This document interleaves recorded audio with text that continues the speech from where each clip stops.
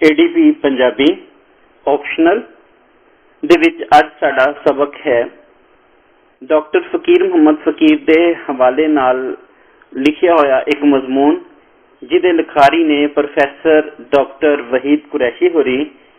यह मजमून है फकीर दियां जंगी नज़मां। सफ़ा नंबर 46 तो यह मजमून शुरू होएगा। पाकिस्तान दे वेले पाकिस्तान बनन दे वेले पंजाबी शायरां ने अपना भरवां किरदार अदा किया तहरीके पाकिस्तान विच। फिर जदों पाकिस्तान बन गया ते उहदे बाद भी पाकिस्तानियत दे हवाले नाल ते अपने वतन दे नाल मुहब्बत दे हवाले नाल पंजाबी शायरां ने अपना भरवां किरदार अदा किया है। इस मजमून राही 1965 दी जंग दे हवाले नाल डॉक्टर फकीर मुहम्मद फकीर दियां जिहड़ियां जंगी नज़मां सन उस वेले लिखियां उहदे हवाले नाल डॉक्टर वहीद कुरैशी होरां ने बयान किया है। मजमून दी पढ़न शुरू करने आ।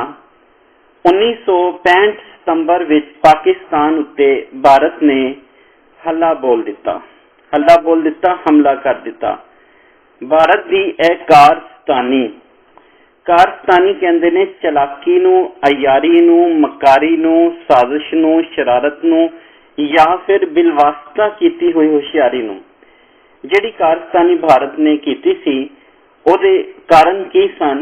उन्होंने वादियां दी खिलाफ वर्जी की सी कि अमन दा जिहड़ा वादा सी, आपसी भाईचारे दा जिहड़ा वादा सी, ਉਹਦੀ खिलाफ वर्जी की सी? डॉक्टर वहीद कुरैशी होरी लिखते ने भारत की यह कारस्तानी ਉਹਦੇ वादियां दे खिलाफ ही नहीं सी। इस तो यह भी पता लग गया भई ਉਹ पाकिस्तान नूं मुकान लई अपना पूरा टिल लाण तो बाज नहीं आउंदा कि ਉਹ अपना पूरा जतन कर रहे सन कि इस वतन के खिलाफ किसी ना किसी तरह कोई ना कोई प्रोपोगंडा करते जान ते अपने इस वतन नूं मुकान वास्ते ही उन्होंने जंग शुरू कर दी। भारतीय लीडरां ने पाकिस्तान नूं दिलों वजों कदी कबूल नहीं किया, पर खबर भी नहीं सी कि भारतीय सेना इंज नगली होके पाकिस्तान ते हमला करेगी। भारतीय सेना यानी भारतीय फौज नगली होके, नगली कहते ने जिहड़ी कोल दी कच्ची होवे, यानी अपने कोल ते पूरी ना उतरती होवे। हुण पाकिस्तान दे वसनीकां लई कोई चारा ना रहा। वसनीक कहते ने उथों दे रहायशी बशिंदे कहते कि हुण पाकिस्तानियों वास्ते कोई चारा नहीं रहा सी सिवाय इसते अपने मुल्क से अपनी आज़ादी नूं बचाने की खातर पूरी तरह डट के मुकाबला करन। अपने वतन नाल मुहब्बत, अपने वतन की हिफाजत वास्ते, दिफा करने वास्ते पाकिस्तानियों ने पूरी तरह डट के मुकाबला करने का जिहड़ा है वो फैसला किया।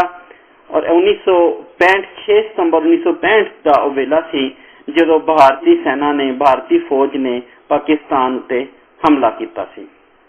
पाकिस्तान एक नजरियाती मुल्क है। असां भारत तो अड भारत तो वख मुल्क का मुतालबा इस वास्ते किया सी भई ऐसे साडा मजहब ते साडा कल्चर महफूज रह सके। साडा मजहब ते साडा कल्चर महफूज रखने वास्ते जिहड़ी कोशिश की गई सी, जिहड़ा जतन किया गया सी, उस हिंदू जिहड़ा गलबा सी उस तो बचाने लई।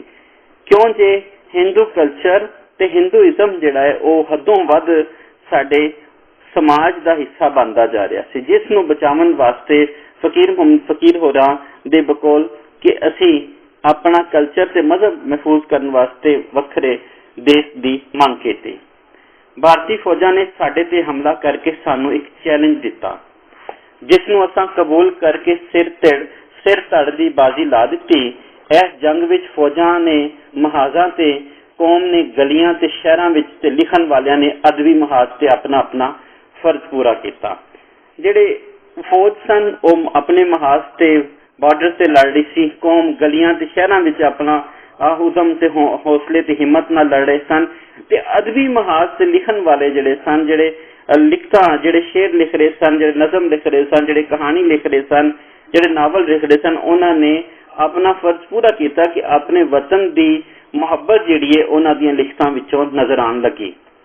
1947 तो लैके 1965 तक साडे मुल्क नूं एडी वड्डी अजमाइश नाल वास्ता नहीं पिया सी। यानी कि उस वेले दोवें जिहड़ियां स्टेट सन, दोवें जिहड़ी रियासतां सन वो नवीं बणियां सन। इसलिए दोवां दे विच इन्नी हिम्मत नहीं सी कि वो नवीं जंग लड़े, नवें जिहड़े ने अजमाइशां दे नाल उन्हां नूं पाला पवे। हौली हौली मुल्क दा इकतसादी तवाज़न विगड़न लगा ते ओहदे नाल ही साडी मुआशरती जिंदगी दीयां चूलां भी हिल गईयां। हुण इकतसादी तवाज़न जिहड़ा खत्म होंदा कि इकनॉमिकली मुआशरी तौर ते जिथे जंग दे नाल कई कतल होंदे ने, कई जिहड़े लोग जिहड़े मारे जांदे ने, उत्थे मुआशी तौर ते भी एक देश जिहड़ा है वो खत्म हुंदा जांदा है। आहिस्ता आहिस्ता ओहदी मुआश जिहड़ी है वो खतरे विच पैना शुरू हो जांदी है। क्यों जे यह दोवें जिहड़ियां रियासतां सन अंग्रेज़ां कोलों इन्हां ने नवीं नवीं आज़ादी हासिल की सी ते हाले इन्हां नूं सैट होंदियां वेला लगना सी। मुआशी तौर ते दोवें कमज़ोर रियासतां सन और पाकिस्तान का भी फिर मुआशी तवाज़न जिहड़ा वो बिगड़न लगा, जिहड़ा बैलेंस सी वो बिगड़न लगा। मुआशरे जिन्नियां चूलां हिल गईयां। हुण चूल जिहड़ी है, चूलां हिल जाना मतलब जो कोई मंजी या कोई मेज़ या कुर्सी जो बनाई जाती है तो ਉਹਦੇ ਵਿੱਚ ਚੂਲ ਜਿਹੜੀ ਹੈ ਉਹ ਬਣਾਈ ਜਾਂਦੀ ਕਿ ਇੱਕ ਸੁਰਾਖ ਕੱਢ ਕੇ ਦੂਜੇ ਜਿਹੜੀ ਹੈ ਲੜ ਦਾ ਜਿਹੜਾ ਹਿੱਸਾ ਹੈ ਉਹਦੇ ਵਿੱਚ ਵਿਵਸਥਿਤ ਕੀਤਾ ਜਾਂਦਾ ਹੈ। फिर ਉਹਦੇ ਉੱਤੇ ਕਿੱਲ ਜਾਂ ਕਾਂਟੇ ਜਾਂ ਕੋਈ ਚੀਜ਼ ਲਾ ਕੇ ਤਾਂ ਕਿ ਉਹਨੂੰ ਮਜ਼ਬੂਤ ਕੀਤਾ ਜਾਂਦਾ ਤੇ ਚੂਲਾ ਹਿਲ ਜਾਣ ਤੋਂ ਮੁਰਾਦ ਹੈ ਕਿ ਬਿਲਕੁਲ ਕਮਜ਼ੋਰ ਹੋ ਜਾਣਾ, ਯਾਨੀ ਉਹਨਾਂ ਦੀ ਬੁਨਿਆਦ ਜਿਹੜੀ ਉਹ ਖਤਰੇ ਵਿੱਚ ਪੈ ਜਾਣਾ। ਨਵੇਂ ਮੁਲਕ ਵਿੱਚ ਕੌਮ ਲਈ ਪੈਸਾ ਕਮਾਉਣ ਦੇ ਮੌਕੇ ਆਏ, ਨਵੇਂ ਨਵੇਂ ਕਾਰਖਾਨੇ, ਨਵੇਂ ਨਵੇਂ ਕਾਰੋਬਾਰ ਤੇ ਨਵੀਆਂ ਨਵੀਆਂ ਨੌਕਰੀਆਂ ਲੱਭੀਆਂ ਤੇ ਅਸਾਂ ਸਮਝ ਲਿਆ ਭਈ ਕਾਰੂਨ ਦਾ ਖਜ਼ਾਨਾ ਹੱਥ ਲੱਗ ਗਿਆ। ਕਾਰੂਨ ਇੱਕ ਉਹ ਬੰਦਾ ਸੀ ਹਜ਼ਰਤ ਮੂਸਾ अलैहिस्सलाम ਦੇ ਵੇਲੇ ਦਾ, ਉਹ ਬੰਦਾ ਜਿਹਦੇ ਕੋਲ ਢੇਰ ਸਾਰਾ ਖਜ਼ਾਨਾ ਸੀ ਤੇ ਉਹ ਕਹਿੰਦੇ ਕਿ ਇੰਝ ਲੱਗੇ ਜਿਵੇਂ ਜਦੋਂ ਨਵੀਆਂ ਨਵੀਆਂ ਨੌਕਰੀਆਂ ਲੱਭਣ ਲੱਗੀਆਂ, ਮੁਆਸ਼ੀ ਤੌਰ ਤੇ ਥੋੜੇ ਲੋਕੀ ਠੀਕ ਹੋਣ ਲੱਗੇ तो उन्होंने इंज लगन लगा जिवें वो कारून दा खजाने दे मालक बन गए, यानी कि बहुत ज्यादा रुपया पैसा उन्होंने कोल आ गया होवे। एक नवा मतवस्त तबका उभरन लगा, एक मिडल क्लास जिहड़ी सी, जिहड़ी बहुत थल्ले पिसरी सी, वो आहिस्ता आहिस्ता उत्ते आण लगी, जिस नूं हर हीले नाल, हर कोशिश, हर जिहड़े तरीके दे नाल दौलत समेटन दा ख्याल सी, इसने साडियां अखलाकी कदरां नूं बड़ा कमजोर करता। हर पासे आपो तापी का मतलब है कि नफसा नफसी पै जाना, एक दूजे नूं लुट खसुट दा जिहड़ा वेला शुरू हो जाना। दुनियादारी ते दीनदारी विच फासले वधदे चले गए। वो मकसद जिस दी खातर असां अपनियां कुर्बानियां दित्तियां सन ते जिस लई असां वखरे मुल्क दा मुतालबा कीता सी, हुण असीं भुल्लण लग पे। यानी कि जिवें ही पाकिस्तान बन गया, जिवें ही देश वखरा हो गया ते लोकां ने जिहड़ियां कुर्बानियां दित्तियां सन, जिहड़ी अपनी माल दी, अपनी दौलत दी, अपनी जानां दी, अपने आंगा साकां दी जिहड़ियां कुर्बानियां दित्तियां सन, लोकी भुल्लण लग पे। क्यों जे हुण मादियत परस्ती ते लालच दा दौर शुरू हो गया। पाकिस्तान बनदे ही तरक्की पसंद अदीबां ने ਉਹਦੇ ਵਿੱਚ अड्डा जमाया ते मुसलमान मुआशरत ते मजहब तो बेजारी दा दर्स देना शुरू करता। मजहब तो बेजारी यानी मजहब तो दूर, यानी मजहब नूं चंगा नहीं समझण वाला, यानी तरक्की पसंद अदीबां दे उत्ते इल्जाम लाया गया कि उन्होंने मुसलमान मुआशरत ते मजहब तो दूरी दा जिहड़ा दर्स है वो देना शुरू करता है। प्रोफैसर डॉक्टर वहीद कुरैशी होरां दे बकोल कि तरक्की पसंद अदीब जिहड़ा इंसान नूं मुआशरी जिहड़ियां रस्मां रिवाज ने उन्हां तो दूर करता है और उन्हां नूं मन नहीं दिया ते मजहब तो बेजारी दा नारा जिहड़ा लाता। मुल्क के इंतजाम नूं विगाड़ के अपना उल्लू सीधा करन दा चारा किया गया, अपना मतलब कढ़न दा चारा किया गया। पाकिस्तान बनन के बाद मुल्क विच इकतसादी अदम तवाज़न नाल इखलाकी कदरां पहलां ही ढिलियां हो गईयां सन। इखलाकी कदरां बिल्कुल जिहड़ियां ओह ज़वाल दा शिकार हो गईयां। क्यों जे मुआशरे विच एतबार, भरोसा, यकीन, एतमाद की जिहड़ी फज़ा सी ओह मुक गई। गवांढी एक दूजे दे कातल बन गए, एक दूजे नूं खत्म करन लई ओह कोशिशां करन लग पे। सारा मुआशरा इंतशार का शिकार हो गया, टुट भज शुरू हो गई, अफरा तफरी, जिहदे हाथ जो आया वह लुटन लग पिया। इस जमाने में साडे इलाकाई ते कौमी अदब दोवां विच बाज़े रुझान मिलते ने जिन्हां तो उस वेले की हालत का कुछ पता लगता है। यानी कि उस वेले के जिहड़े इलाकाई ते कौमी अदब उहदे जिहड़े रुझान मिलते हैं, जिहड़े ट्रेंड सैटर्स मिलते हैं, जिहड़े चीज़ां मिलदियां ने, उन्हां नूं point wise doctor Waheed Qureshi होरी लिखते हैं। पहला, अदब नूं दुनियावी ते मादी कदरां दे बयान करन दा वसीला बनाया गया। जिहड़ियां दुनिया दीयां कदरां ने ਤੇ ਮਾਦੀਅਤ ਪ੍ਰਸਤੀ ਵਾਲੀ ਮਟੀਰੀਅਲਿਸਟਿਕ ਅਪਰੋਚ ਹੈ ਜਿਹੜੀ ਅਦਬ ਨੂੰ ਉਸ ਹਵਾਲੇ ਨਾਲ ਵੇਖਿਆ ਜਾਣ ਲੱਗ ਪਿਆ। ਫਿਰ ਦੂਸਰਾ, ਮਾਜ਼ੀ ਪ੍ਰਸਤਾਂ ਦਾ ਰੁਝਾਨ ਉਭਰਿਆ ਤੇ ਸਾਡੇ ਬਾਜ਼ ਅਦੀਬਾਂ ਨੇ ਹੜੱਪਾ ਤੇ ਮੁੰਜੋ ਦੜੋ ਨੂੰ ਤਹਿਜ਼ੀਬੀ ਕਦਰਾਂ ਦੀ ਅਲਾਮਤ ਬਣਾਉਣ ਦਾ ਚਾਰਾ ਕੀਤਾ। ਹੜੱਪਾ ਤੇ ਮੁੰਜੋ ਦੜੋ ਸਾਡੇ ਮਾਜ਼ੀ ਦਾ ਹਿੱਸਾ ਤੇ ਜ਼ਰੂਰ ਨੇ, ਸਾਡੀ ਤਵਾਰੀਖ ਦਾ ਹਿੱਸਾ ਵੀ ਨੇ, ਪਰ ਜਦੋਂ ਅਸੀਂ ਉਹਨਾਂ ਨੂੰ ਸਿਆਸੀ ਮਤਲਬ ਬਣਾਉਣ ਦੀ ਕੋਸ਼ਿਸ਼ ਕਰਨ ਲੱਗੇ ਤੇ ਉਹਦਾ ਟਕਰਾਅ ਸਾਡੇ ਪਾਕਿਸਤਾਨੀ ਨਜ਼ਰੀਏ ਨਾਲ ਹੁੰਦਾ ਹੈ।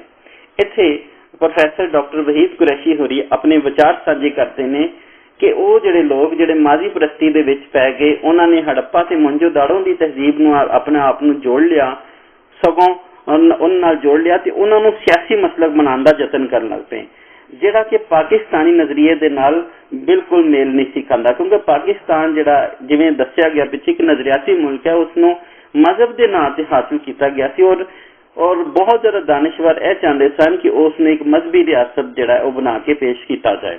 ਇਸੇ ਲਈ ਡਾਕਟਰ ਵਹੀਦ ਕੁਰੈਸ਼ੀ ਹੋਰੀ ਵੀ ਉਸੇ ਹੀ ਖਿਆਲ, ਉਸੇ ਤਸੱਵਰ ਨੂੰ ਹੜੱਪਾ ਤੇ ਮੁੰਜੋ ਦਾੜੋ ਨਾਲ ਆਪਣਾ ਤਾਲੁਕ ਜੋੜਨ ਦੀ ਥਾਂ ਉਹ ਕਹਿੰਦੇ ਨੇ ਕਿ ਸਾਡੀ ਅਲਾਮਤ ਤੇ ਉਹ ਸੀ, ਸਾਡੇ ਉਹ ਮਾਜ਼ੀ ਦਾ ਹਿੱਸਾ ਤੇ ਜ਼ਰੂਰ ਸੀ, ਪਰ ਸਾਨੂੰ ਜਿਹੜੇ ਅੱਗੇ ਵੇਲੇ ਦੇ ਹਵਾਲੇ ਨਾਲ ਸੋਚਣਾ ਚਾਹੀਦਾ ਸੀ ਤਾਂ ਜੋ ਅਸੀਂ ਆਪਣੇ ਮੁਲਕ ਦੇ ਵਿੱਚ ਅਜਿਹਾ ਨਿਜ਼ਾਮ ਬਣਾ ਲੈਂਦੇ ਜਿਹੜਾ ਸਾਡੇ ਧਰਮ ਦੇ ਨਾਲ ਜੁੜਿਆ ਹੁੰਦਾ।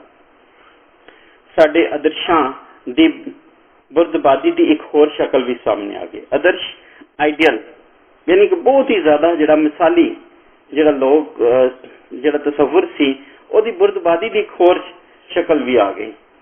ਇਹ ਧਰਤੀ ਪੂਜਾ ਦਾ ਇੱਕ ਨਵਾਂ ਰੂਪ ਸੀ।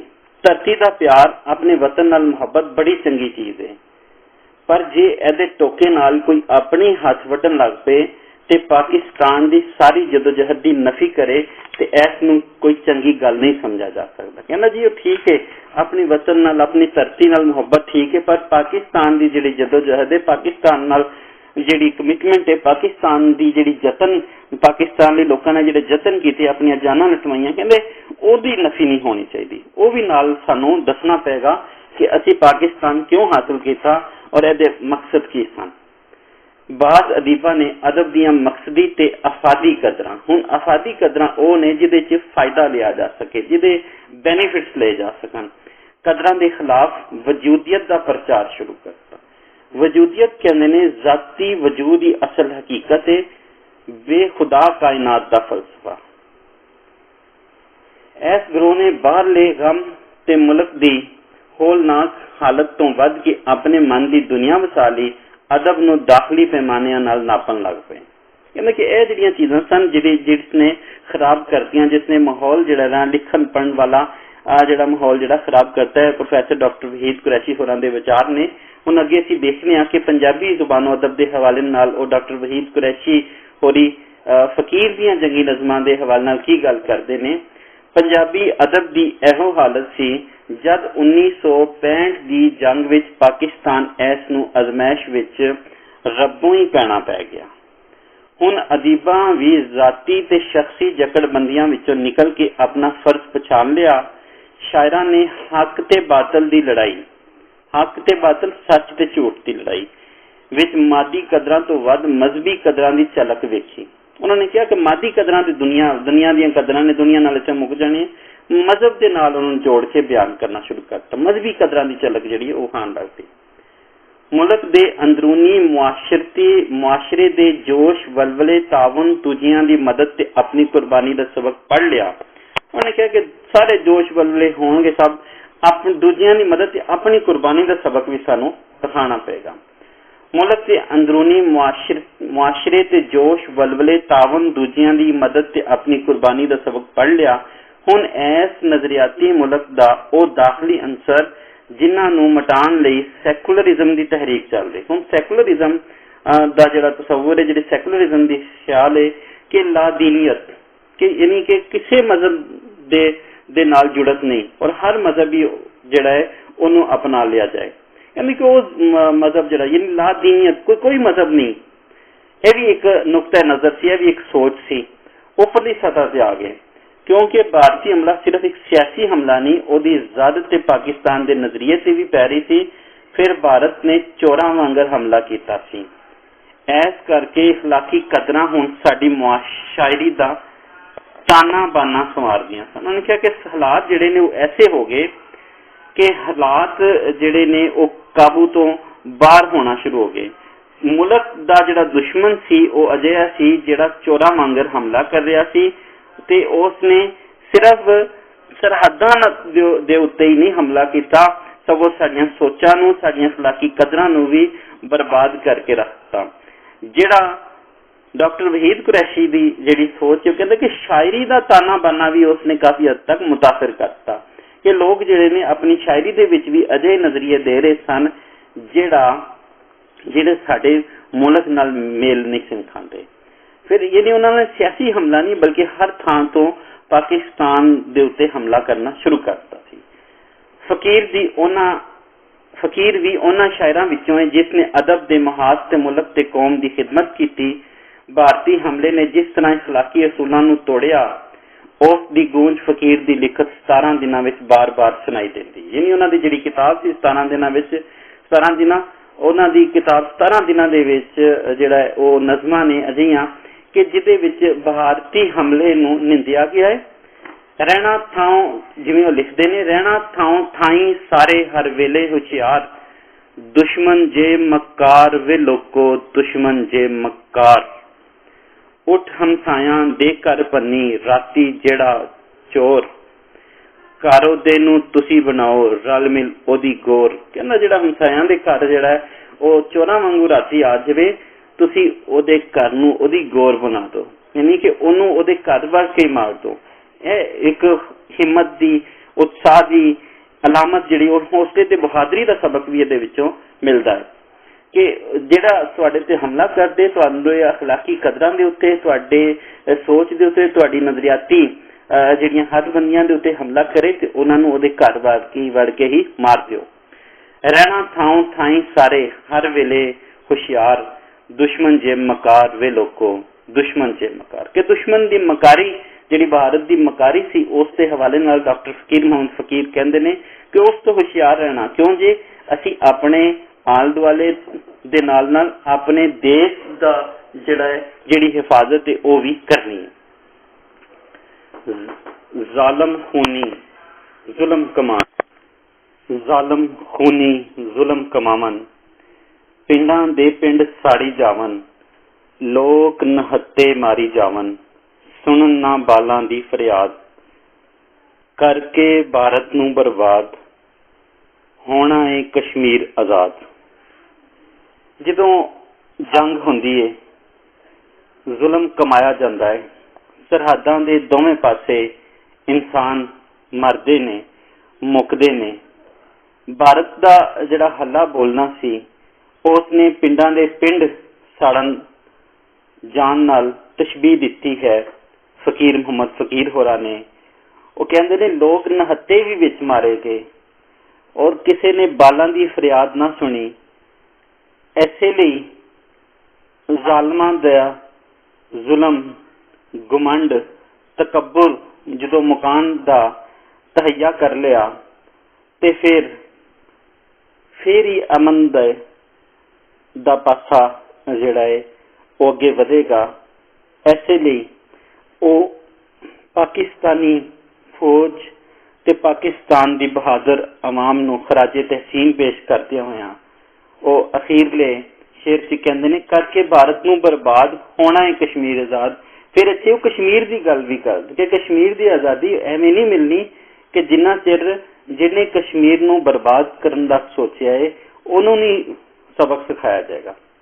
ਇਖਲਾਕੀ ਕਦਰਾਂ ਦੇ ਹਵਾਲੇ ਨਾਲ ਅਸਾਂ ਆਪਣੇ ਦਿਲ ਦੇ ਅੰਦਰ ਝਾਤ ਪਾਈ ਤੇ ਵੇਖਿਆ ਭਈ ਹੁਣ ਗੱਲ ਨਿਰੇ ਸੈਕੂਲਰਿਜ਼ਮ ਨਾਲ ਨਹੀਂ ਚੱਲਦੀ। ਸਾਡੇ ਤੇ ਪੈਗੰਬਰੀ ਆਫਤ ਆਈ ਸੀ। ਇਹ ਵੇਲਾ ਖੁਦਾ ਦੇ ਫਜ਼ਲ ਤੇ ਇਮਦਾਦ ਨਾਲ ਲੰਘ ਗਿਆ ਤੇ ਅਸੀਂ ਮੂੰਹ ਜ਼ੋਰ ਤੇ ਤਾਕਤਵਰ ਦੁਸ਼ਮਣ ਨੂੰ ਪਿੱਛੇ ਹਟਾਉਣ ਵਿੱਚ ਕਾਮਯਾਬ ਹੋ ਗਏ। ਇਹ 1965 ਦੀ ਜੰਗ ਹੈ। ਉਸ ਦੇ ਹਵਾਲੇ ਨਾਲ ਡਾਕਟਰ ਫਕੀਰ ਮੁਹੰਮਦ ਫਕੀਰ ਕਹਿੰਦੇ ਨੇ ਕਿ ਸਾਡੇ ਉੱਤੇ ਜਿਹੜੀ ਪੈਗੰਬਰੀ ਆਫਤ ਆਈ ਸੀ ਔਰ ਖੁਦਾ ਦੇ ਫਜ਼ਲ ਨਾਲ ਤੇ ਮਦਦ ਨਾਲ ਜਿਹੜਾ ਹੈ ਮੂੰਹ ਜ਼ੋਰ ਜਿਹੜਾ ਤਾਕਤਵਰ ਜਿਹੜਾ ਦੁਸ਼ਮਣ ਸੀ ਉਸ ਨੂੰ ਪਿੱਛੇ ਹਟਾਉਣ ਵਿੱਚ ਪਾਕਿਸਤਾਨੀ ਫੌਜ ਕਾਮਯਾਬ ਹੋ ਗਈ ਔਰ ਉਹਨਾਂ ਦੇ ਜ਼ੁਲਮ ਤੋਂ ਬਚ ਗਈ।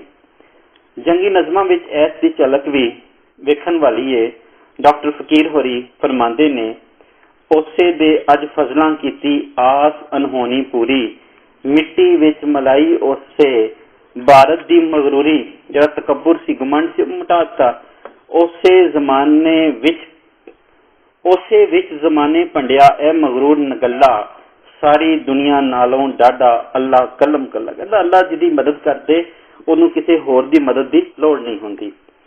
ਤੇ ਫਿਰ ਐਸੇ ਹੀ ਮਦਦ ਦੇ ਨਾਲ ਭਾਰਤ ਦੀ ਮਗਰੂਰੀ ਜਿਹੜੀ ਹੈ ਉਹ ਮੁਕਾ ਦਿੱਤੀ ਗਈ। ਫਕੀਰ ਦੀਆਂ ਇਹਨਾਂ ਨਜ਼ਮਾਂ ਵਿੱਚ ਦੋ ਗੱਲਾਂ ਹੋਰ ਉੱਭਰਦੀਆਂ ਨੇ। ਇੱਕ ਤੇ ਹਿੰਦੂ ਮੁਹਾਸ਼ੇ ਦੀ ਤਸਵੀਰ, ਹਿੰਦੂ ਜਿਹੜਾ ਬਰਮਨ ਸੀ, ਜਿਹੜਾ ਅੰਦਰ ਹੁਸ਼ਿਆਰ ਤੇ ਮਕਾਰ ਸੀ, ਉਹਦੀ ਬਦਮਾਸ਼ੀ ਦੀ ਤਸਵੀਰ ਜਿਹੜੀ ਹੈ। ਤੇ ਦੂਜੀ ਉਹ ਇਸ ਕਲਾਮ ਦਾ ਆਮ ਲੋਕਾਂ ਦੇ ਜਜ਼ਬਾਤ ਦਾ ਪਾਸ ਲਿਹਾਜ਼।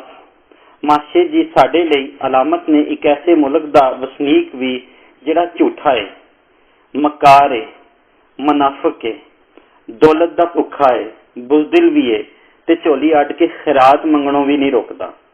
ਝੂਠਾ ਜਿਹੜੀ ਆਪਣੀ ਗੱਲ ਤੇ ਪੂਰੀ ਤਰ੍ਹਾਂ ਕਾਇਮ ਨਹੀਂ ਰਹਿੰਦਾ।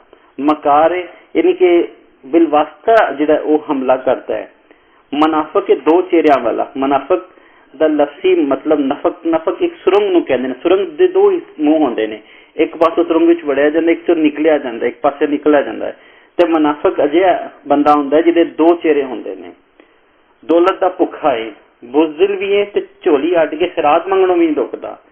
ਇਸ ਜਜ਼ਬੇ ਨੇ ਫਕੀਰ ਹੋਰਾਂ ਨੂੰ ਵੀ ਭਾਰਤੀ ਹਮਲਾਵਰਾਂ ਤੇ ਹਕਾਰਤ ਦੀ ਨਜ਼ਰਾਂ ਦਾ ਮੌਕਾ ਦਿੱਤਾ। ਐਸੇ ਤਸਵੀਰ ਦੇ ਪਿੱਛੇ ਸ਼ਾਇਰ ਦਾ ਅਸਲੂਬ ਵੀ ਨਵਾਂ ਰੂਪ ਇਖਤਿਆਰ ਕਰਦਾ। ਅਸਲੂਬ ਕਹਿੰਦੇ ਨੇ ਰਾਈਟਿੰਗ ਸਟਾਈਲ ਨੂੰ, ਲਿਖਣ ਦਾ ਢੰਗ ਜਿਹੜਾ ਹੈ।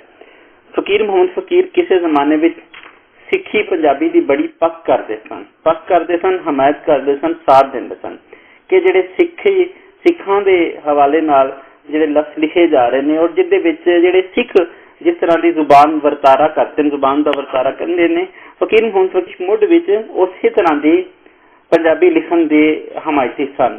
ਡਾਕਟਰ ਫਕੀਰ ਮੁਹੰਮਦ ਫਕੀਰ ਦੇ ਹਵਾਲੇ ਨਾਲ ਕਹਿੰਦੇ ਨੇ ਡਾਕਟਰ ਵਹੀਦ ਕੁਰੈਸ਼ੀ ਹੋਰੀ, ਹੁਣ ਉਹਨਾਂ ਦੇ ਕਲਾਮ ਵਿੱਚ ਅਰਬੀ ਤੇ ਫਾਰਸੀ ਤੇ ਉਰਦੂ ਦੇ ਲਫ਼ਜ਼ ਬਹੁਤੇ ਹੋ ਗਏ।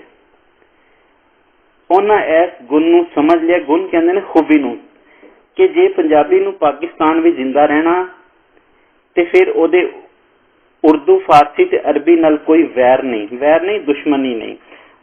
ਅਸੀਂ ਜਿਹੜੀ ਪੰਜਾਬੀ ਬੋਲਨੇ ਆ ਉਹੀ ਲਿਖਣ ਵਿੱਚ ਆਵੇਗੀ ਤੇ ਇਸ ਤਰ੍ਹਾਂ ਪੰਜਾਬੀ ਅਦਬ ਦੀ ਸ਼ਾਨ ਚਮਕੇਗੀ।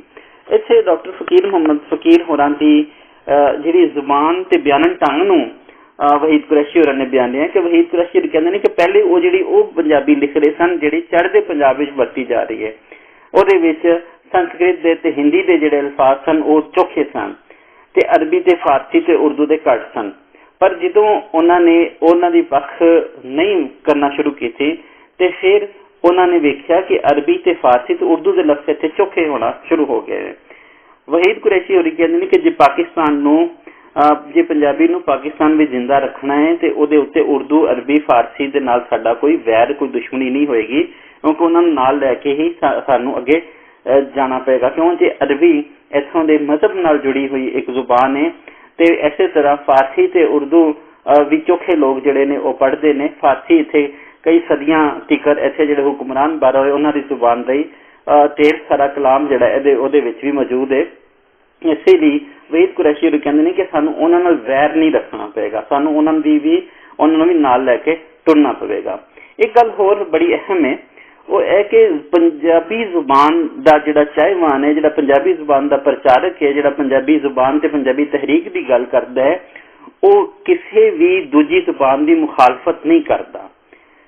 ਕਿਉਂ ਜੇ ਅਸੀਂ ਆਪਣੀ ਜ਼ੁਬਾਨ ਦੇ ਹੱਕ ਦੀ ਗੱਲ ਕਰਨਾ, ਜਿਹੜਾ ਆਪਣੀ ਜ਼ੁਬਾਨ ਦੇ ਹੱਕ ਦੀ ਗੱਲ ਕਰਦਾ ਉਹ ਦੂਜੀ ਜ਼ੁਬਾਨ ਦੀ ਮੁਖਾਲਫਤ ਨਹੀਂ ਕਰ ਰਿਹਾ ਹੁੰਦਾ, ਸਗੋਂ ਉਹ ਆਪਣੀ ਜ਼ੁਬਾਨ ਦੇ ਹੱਕ ਮੰਗਦਾ। ਹਾਂ, ਜੇ ਉਹਦੀ ਜ਼ੁਬਾਨ ਦੇ ਉੱਤੇ ਕਿਸੇ ਹੋਰ ਜ਼ੁਬਾਨ ਨੂੰ ਮੜ੍ਹਦਾ ਜਾਏ ਤੇ ਫਿਰ ਉਹ ਆਵਾਜ਼ ਚੁੱਕਦਾ ਹੈ। ਤੇ ਇੱਕ ਅਹਿਮ ਗੱਲ ਇਹ ਯਾਦ ਰੱਖਣ ਵਾਲੀ ਕਿ ਕਦੀ ਵੀ ਕਿਸੇ ਦੀ ਬੇਇੱਜ਼ਤੀ ਕਰਕੇ ਤੁਹਾਨੂੰ ਇੱਜ਼ਤ ਨਹੀਂ ਮਿਲਣ ਲੱਗੀ। ਇਹ ਗੱਲ ਯਾਦ ਰੱਖ ਕੇ ਜੇ ਅਸੀਂ ਕਿਸੇ ਦੀ ਜ਼ੁਬਾਨ ਨੂੰ ਦਬਾਵਾਂਗੇ ਤੇ ਆਪਣੀ ਜ਼ੁਬਾਨ ਨੂੰ ਜਿਹੜਾ ਹੈ ਉਹ ਉੱਤੇ ਕਰਨ ਦੀ ਕੋਸ਼ਿਸ਼ ਕਰਾਂਗੇ, ਇਸ ਤਰ੍ਹਾਂ ਵੀ ਇੱਜ਼ਤਾਂ ਨਹੀਂ ਮਿਲਣੀਆਂ।